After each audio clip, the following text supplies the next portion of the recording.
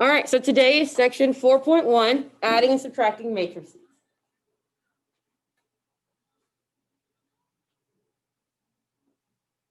Okay, it is as easy as it sounds. You're literally adding and subtracting, okay? So let's go. So when you're adding and subtracting matrices, there are straightforward things to do. In order to add together, the dimensions of the matrices must be the same, okay? And the reason why it just says to add is because when you're subtracting, isn't that just adding a negative? So it's all the same, right? In order to add together, the dimensions of the matrices must be the same. That means if one is a 3 by 3, then the other also has to be a 3 by 3. Each operation is completed element by element, okay? Meaning that the element has to be in the same row and column. Okay, next, addition is commutative, which means order doesn't matter. 2 plus 3 equals 3 plus 2. Make sense? Okay, subtraction is not commutative. Okay, order matters. Order matters. So, when we're adding matrices A and B, for example, notice how we have matrix A, matrix B, and when it says to add them element by element, that means that I'm adding A11 to B11. I'm adding A12 to B12, A21 to B21. Does that make sense? Element to element, and then that's your result. Our properties that we just talked about, A plus B has to be a same, their result, their sum has to be the same dimensions in the matrix. So if I'm adding a 3 by 3 to a 3 by 3, my product is going to be also a 3 by 3. Okay. Here, commutative, showing you what I meant, that order doesn't matter for addition only. Associative property, if you have more than one matrix, you can add them together in whatever order you're comfortable with. Just like with your real number system, when you add a zero matrix is a matrix full of zeros. It doesn't change the value of the original matrix. That's because 0 plus anything is its self. Agreed? Hence why it's called the identity matrix. Okay. And then your additive inverse is if you add the negative of a matrix, then it's going to be itself. Questions, comments, or concerns so far? All pretty straightforward things. All right, so let's apply this really quick.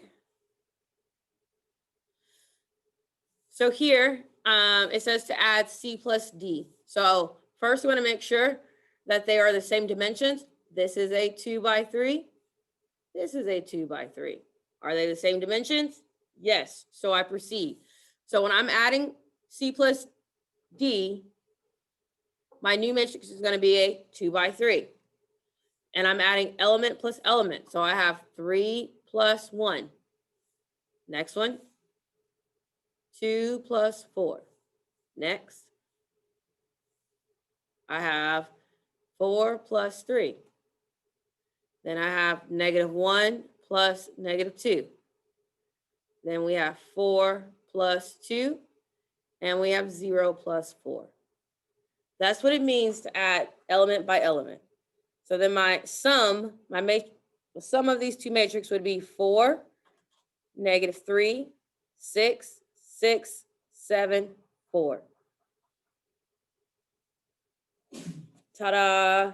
You added matrices.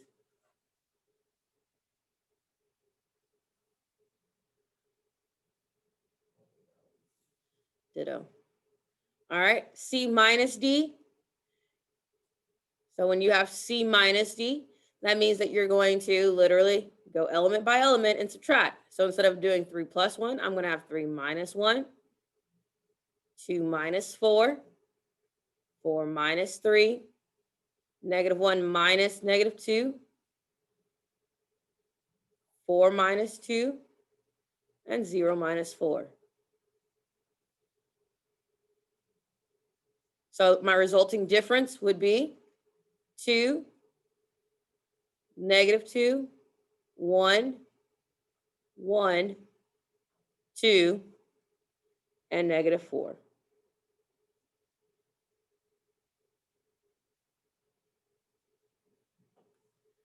Okay. So with addition, we said order doesn't matter, but with subtraction, order does matter. So C minus D is not the same result as D minus C. Let's see why. So this time I'm going from elements in D minus elements in C. So that's going to give me 1 minus 3, 4 minus 2, 3 minus 4, -2 minus -1, 2 minus 4, and 4 minus 0. And the resulting difference is -2, +2, -1, -1, -2, and +4.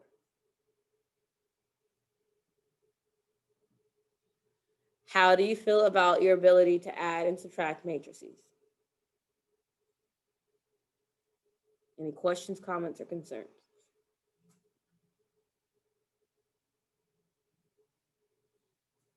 Cool? All right.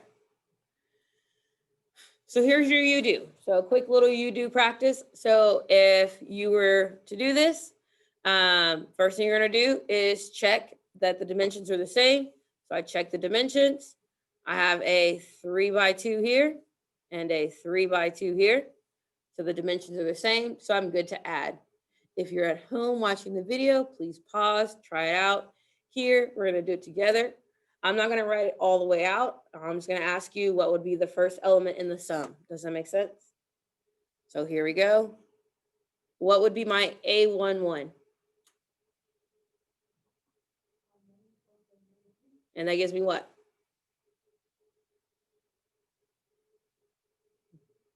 It's not your question. -15. Yeah? What would be my element A12? Well, my element 12. This is C. That's 2, 1. So we're gonna call this matrix C. So 24 plus 1 is gonna give me. All right, what's my element C21? So row 2, column 1. And what is that? -1. What is my element in row 2, column 2?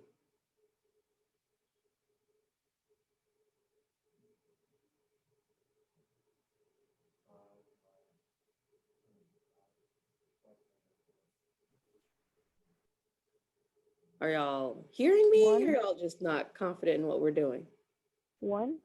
1. Thank you, somebody. All right, negative. Our row 3, column 1. -2. -2. Thank you. And row 3, column 2. 15. 15. Bam, done. All right, let's go into this one. We're gonna call this element matrix D. So what would be the values of matrix D? What would be their difference? Now we're subtracting, so what would be the difference? So what would be my first element in matrix D?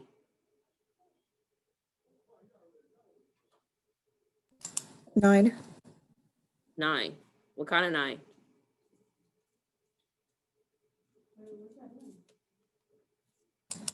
Negative. Negative. Okay, what would be the second element in row 1? 23. 23. What would be the first element in row 2? -1. It would be -5, because -3 minus 2 is -5. Second element in row 2, 9. First element in row 3, 0. 0. And last element, 5. 5. Do y'all see what we're doing, or are you just not awake yet? Okay. All right, we can call this element E, matrix E. So the result here.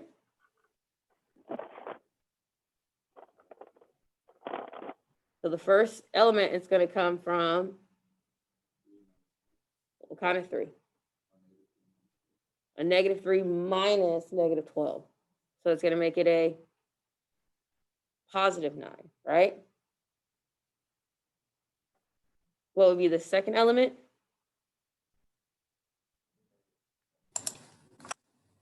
23. First element in row 2. Hmm? 5. There we go. Second element in row 2. Negative What kind 9. of 9? There we go.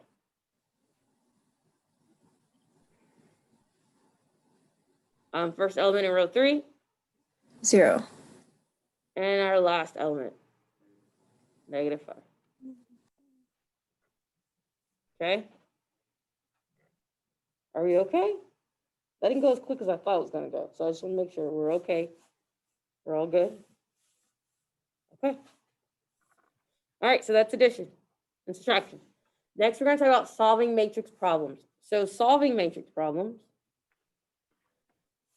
Sometimes you're given a word problem. Sometimes it's not a word problem. But it says here, the second table shows the full season records for the same 4 teams. Which team had the best record during the second half of the season? Okay, so this is their first half. And this is the final. I'm going to call the total. And it wants to know what is the second record, right? So I know that first plus second equals their total number of wins and losses. Agreed?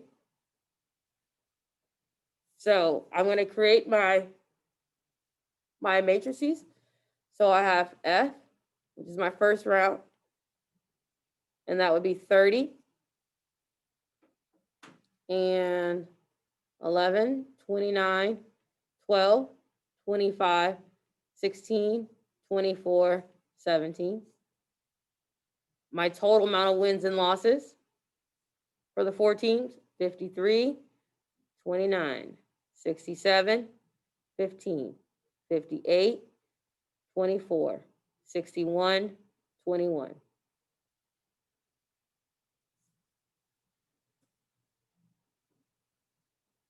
So if I have a plan to find the total, that means it's matrix F plus some matrix S equals the total matrix, right? If I am missing matrix S, what operation am I going to have to do to find matrix S? Subtract the first from the total. Good job. So we have to find S, it equals our total minus our first. And that's the operation you're going to follow to find matrix S. So to find matrix S, I'm going to subtract total minus first. So each element of the total minus corresponding element in the first. Does that make sense? So we have 53 minus 30. We have 29 minus 11. We have 67 minus 29. We have 15 minus 12. We have 58 minus 25. We have 24 minus 16. We have 61 minus 24. And we have 21 minus 17. That's how it finds the results for matrix S.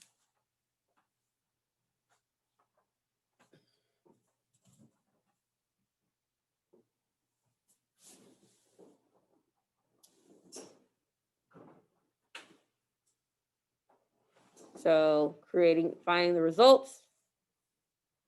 Let me just Is it okay if I just write equals inside of the matrix? Will that bother anybody?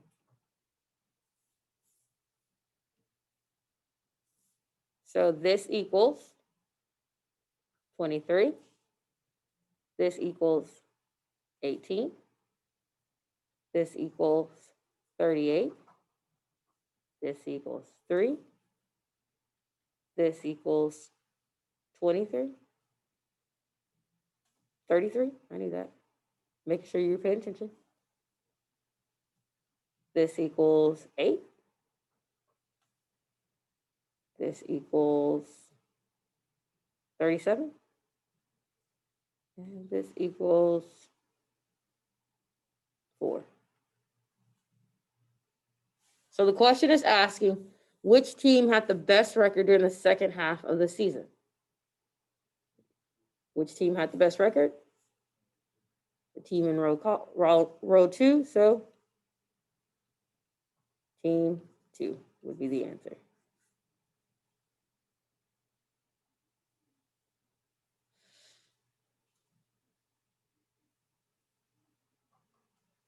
How do you feel about an addition and subtraction matrix word problem? Easy enough?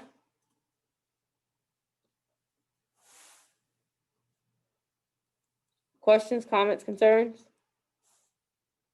None? Okay. All right, so here's yours. It's just, I didn't give it to you in word problem. You have matrix B, matrix C, and I want you to find matrix A. So go ahead, take a moment.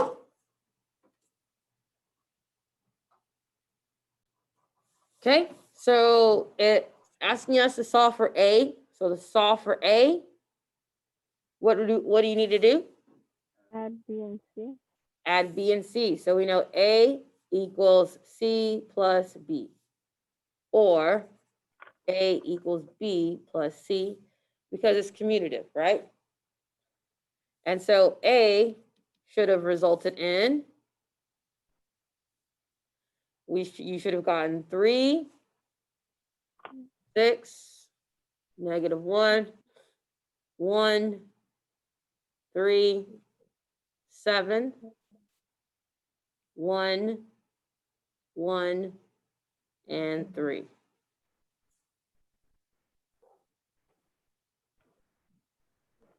Did I miss one? I could have did it wrong.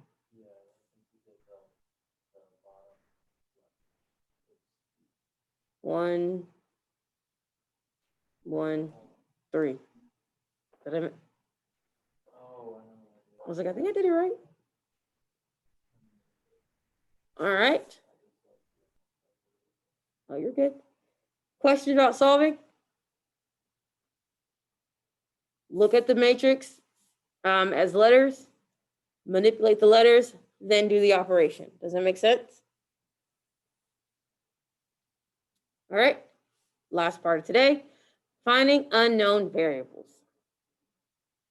Okay, so we're going to find unknown variables. So what that means is that you are comparing. So in order to make something true, you're looking at it as each element as its own equation. Okay, so if I have 9, 3x plus 1, 2y minus 1, 10, each one of these is equal to the element that it corresponds to. So this results in 9 equals 9. 3x plus 1 equals 16. 2y minus 1 equals -5. And 10 equals 10. It's a true statement. Okay? The reason why this is a true statement is it's like saying you have a 0 matrix and you're adding them together. But we're just going to skip the middleman and state the obvious. These are equal to each other. So each element has to be equal to each other. So with that being said, to solve for our missing variables,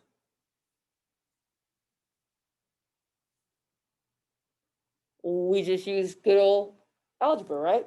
Inverse operations. So if I have to solve for x, 3x plus 1 equals 16. What do I do to solve? What is my plan to get x by itself? Subtract 1. That gives me 3x equals 15. My next step. Divide by 3. So what does x equal? 5. Bam. Yay. Our next one that we got to solve for. Okay, what's our plan of action? Add 1. And then divide by 2. So we get y equals -2. Bam.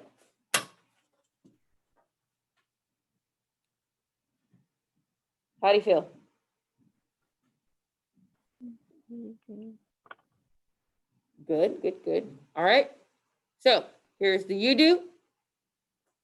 Now you do it. Okay. So again, that means they're equal to each other. So we have x plus 3 equals 9. We have -2 equals -2. We have y minus 1 equals 2y plus 5. And we have x plus 1 equals 7. Okay. When I have two that are the same, two variables, I mean that x has to be the same for both. Does that make sense?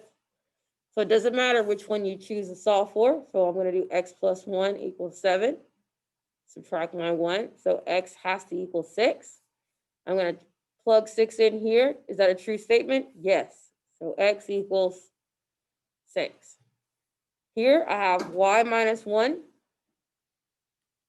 equals 2y plus 5. I'm going to move my smallest variable. That gives me -1 equals y plus 5. I'm going to subtract 5. Gives me -6 equals y.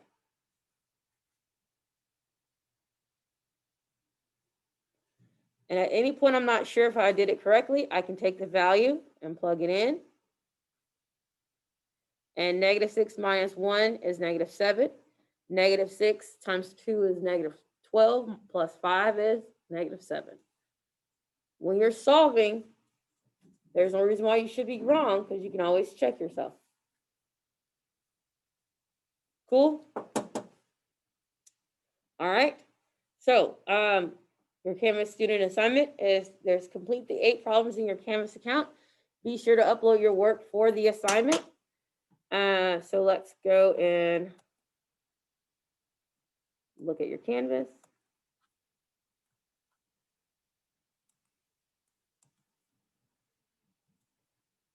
So you're going to go to your Canvas.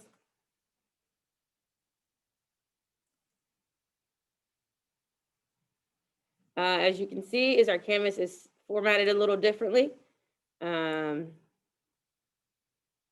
We're in the third 6 weeks. You can click here. It'll take you to the third 6 weeks. And here's your work for 11:30. So it tells you your engagement, your warm up, your do now, a little bit of what we're going into, our notes that we completed, and then your assignment. So you'll click on the assignment. I'm going to view as a student, and you have 8 questions to do. Okay, you have 3 attempts on this. So it tells you at the end if you got it right or wrong, and therefore you can go back. Your last question is where you'll upload your work for at least problems 6, 7, and 8. Okay, when you upload your work, it needs to be one file. So if you worked on one piece of paper, then it's easy to upload.